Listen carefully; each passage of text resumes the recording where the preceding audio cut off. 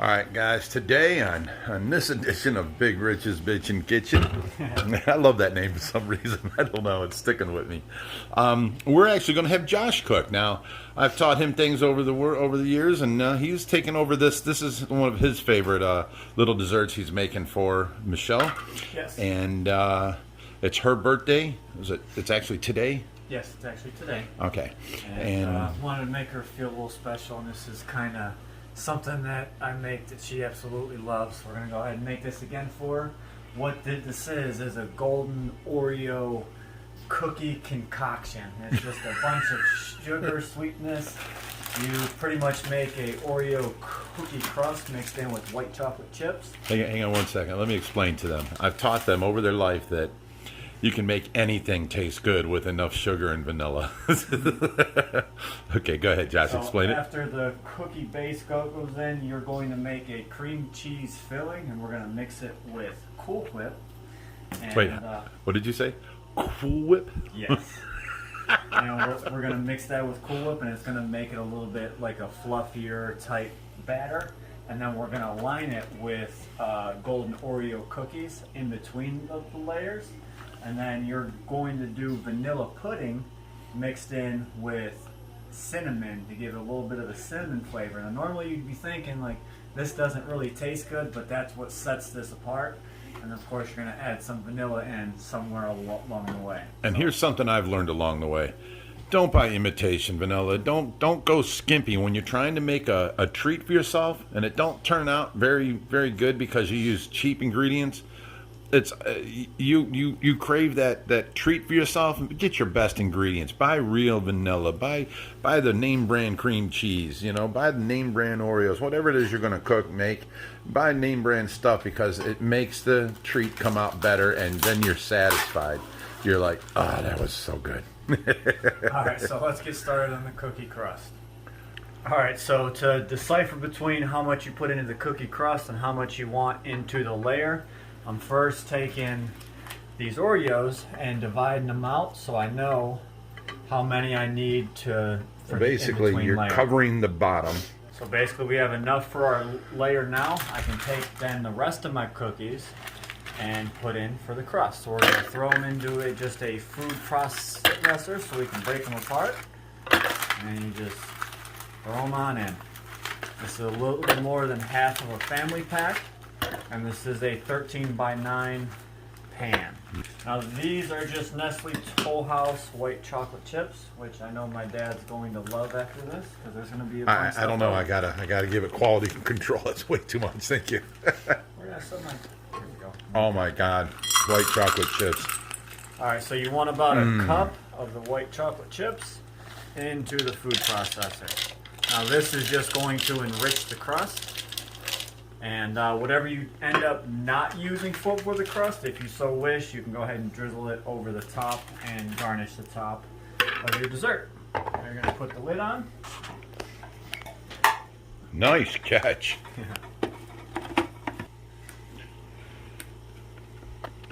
Okay, now they are all ground up. So you can see all the cookies are crumbled. You can see the little white chocolate chips are a little bit thicker in there. You don't want to process it too much because then it'll be too fine. You just want to grind down the cookies. Consistency.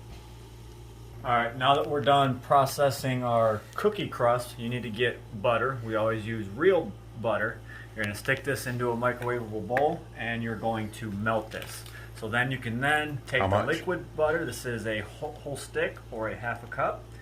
And you can then mix it with your cookie crust and then start forming your crust.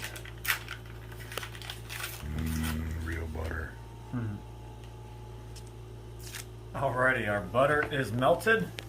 So you want to take your processed cookies and get your blade out of there. Throw that in the sink. Now you're going to take majority of your crust. Throw it on in there. Don't add all of it because you can always add more. Now go ahead and take your butter and pour it in. Now you're going to grab a spoon. You're going to mix this all up. It's going to be a little bit wet, but that's what you want to be able to form your crust. Once the crust is down, you put it in the fridge to chill. It's then going to stand up, and it's going to be a nice, buttery, Oreo, golden, delicious white chocolate crust. Can you say that again? No, I really can't. You made my mouth water just saying it. And just a tiny bit. There we go. All right. Now, is there a reason you're saving this little bit extra?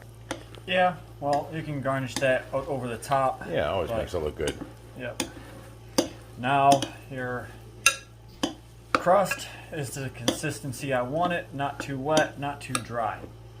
Now you take and basically just pour it in here. Get all the little extra scraps. Don't leave no white chocolate behind. Front door. Alright, now you're going to get a little dirty on this one, but you just got to get in there, spread this all around, mush it down, get it to every piece or every part of the bottom of the pan. You want the layer to be consistent. You don't want a super thick part and then a super thin part. You just need to cover the bottom. You don't need to worry about the sides. Last time I did this, I did the sides and it really didn't matter. So just do the bottom so when you cut into it, you have a nice cookie layer.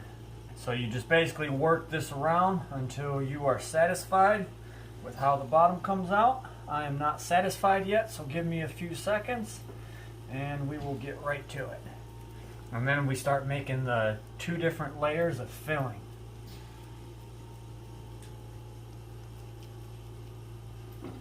So always working that towards the lower end there. There you go.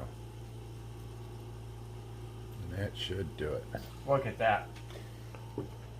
Nice. Alright, now wash your hands. Well, wash your hands before, but you got to wash your hands after. Alright, now we move on to the filling. Alright, so this next part is crucial. There's 2 different layers for the filling here. So first, you're going to go with your vanilla instant pudding. I can just rip this open. So right now, I am using 3 packs. I bought an additional one just in case.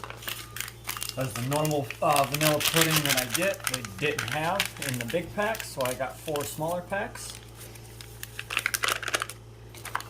Again, name brand, Jello brand Jello pudding. Yep, that's what I usually get. They just didn't have it this time, so I tried a brand called Royal. Okay. For this, you gotta add milk. Of course, always check your milk before you pour it in and ruin the dessert. 1, 2,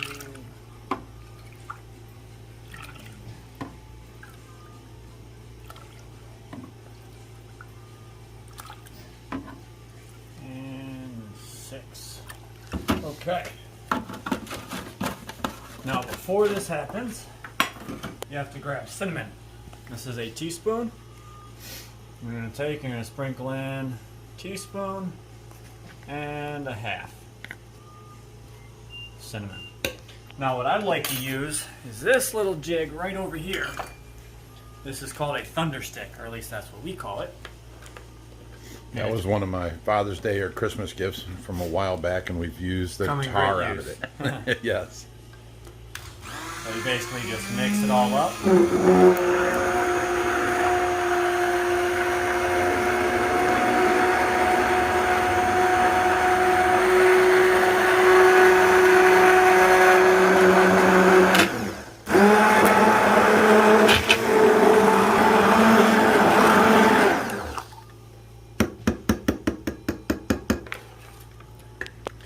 Now, the most important part, put this in the fridge. So you won't want to get your Philadelphia cream cheese. I have 2 for this recipe, and then 2 8-ounce containers of Cool Whip. You can also make your homemade whipped cream if you so wish. And you're also going to need Dad always makes the homemade whipped cream. Vanilla. So good. Okay, so you get your blender bowl. Right now we're using a KitchenAid mixer.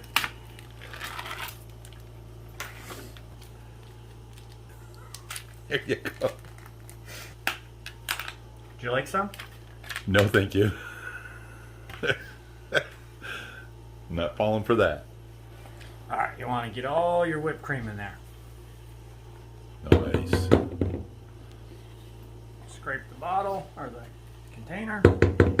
Move on to your next one. Now, normally the recipe I found online doesn't call for this much, but made this before. We know what we like, so we doubled up what you like, make a few modifications to it. I've taught him all of his life, modify the recipes to where you like them and then save them. I've got a whole stack of recipes that these kids have loved the food growing up, and we kept changing it until they were totally in love with it, and that's the recipe we kept. Now, take your vanilla. I'm going to add in about a teaspoon of vanilla. A little bit more. Teaspoon and a half. Okay. So now you just got Cool Whip, cream cheese, and vanilla. No sugar in there.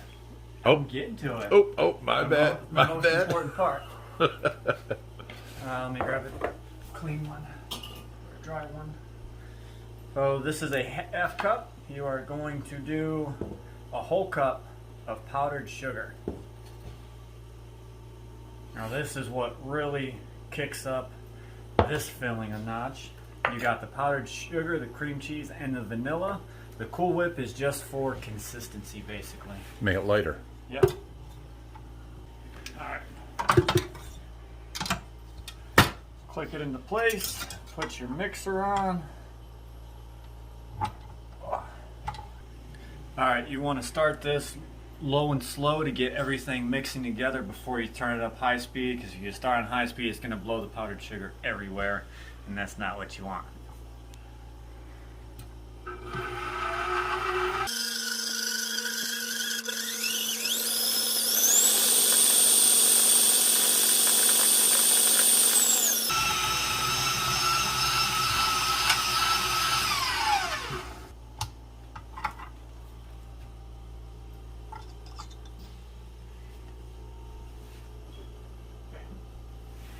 Oh, see how he uses the Cool Whip bowl as a place to put his things? It's a good trick there. Alright, so this is now your layer 2, which is ready to go. So now what you're going to do to put this all together, we're going to go back in the fridge. This has started to set up just enough. Clear everything out of your way. Okay, so you take your spatula, which is non-licked yet, but if you have kids, they will probably want to destroy that. So here, you just pour in your cinnamon vanilla pudding. Scrape it all out. Look at that.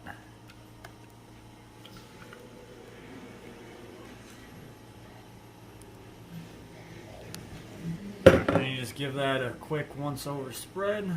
Get it to every corner. Fill every little crevice. Good job.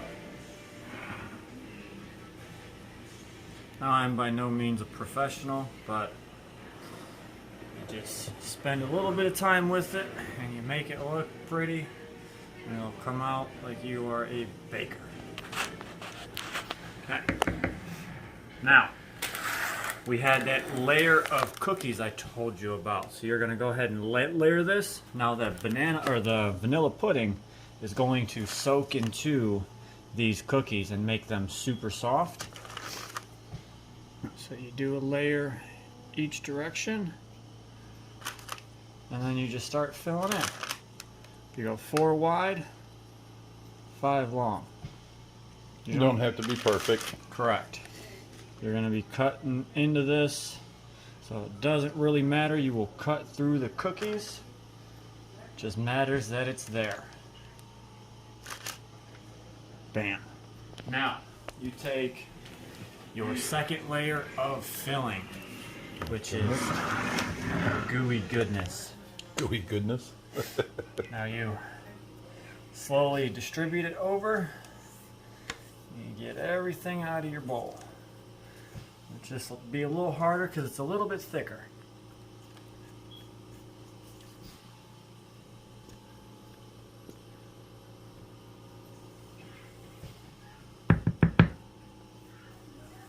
And what is the name of this?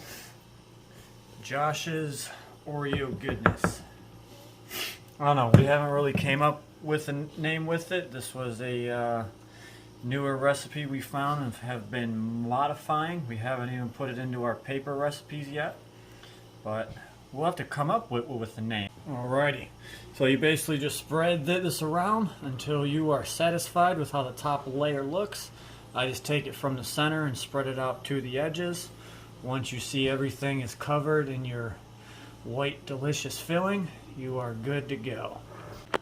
Alright, so now that you are done spreading, see, it looks nice and beautiful. You guys remember the little bit of crumbs we had left, chocolate chips or white chocolate chips and the cookie crust. You just want to garnish the top of your dessert. Just makes it look a little bit prettier on your presentation. And it adds a little bit more calories, I guess, too. But presentation is everything.